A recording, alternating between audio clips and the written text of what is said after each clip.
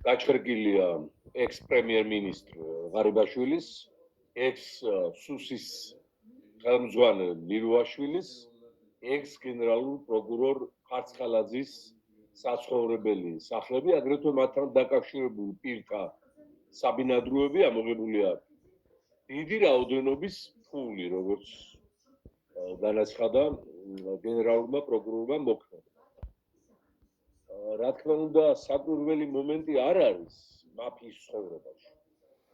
როგორც წესი, კრიმინალურ კოზანოსტრაში ატეხილ დაპირისპირებას თანახლავს პირდაპირი გაგებით გადაცხრილვა, გადმოცხრილვა, მაგრამ აქ ჩვენთან უნიკალური ვითარებაა შექმნილი, როდესაც მაფიას ხელში უკავია სახელმწიფო.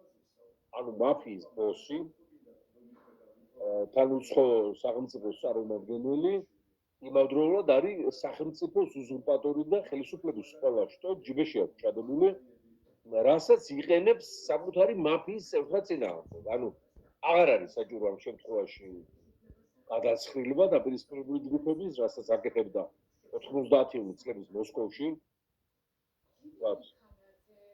კვანტრიშვილებთან თუ სხვებთან მიმართებაში, როგორც ამბობენ, რა თქმა უნდა, მილიარდებს ისე ვეჟოვიდა მაშინ განსაკუთრებით. ეხლა უკვე ეს საჭიროება მოიხსნა და ამიტომ იყენებს თავისი პლანის შერისხულ წარმომადგენელთა მიმართ მიტაცებული სახელმწიფო აპარატის მთელ მრისხანებას.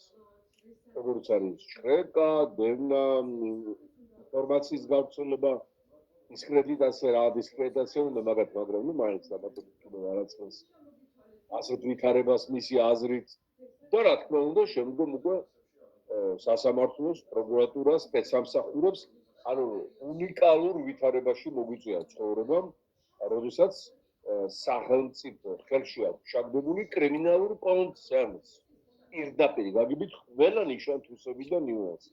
თანაც ეს კონცერნი იმართება ქვეყნის ოკუპანტი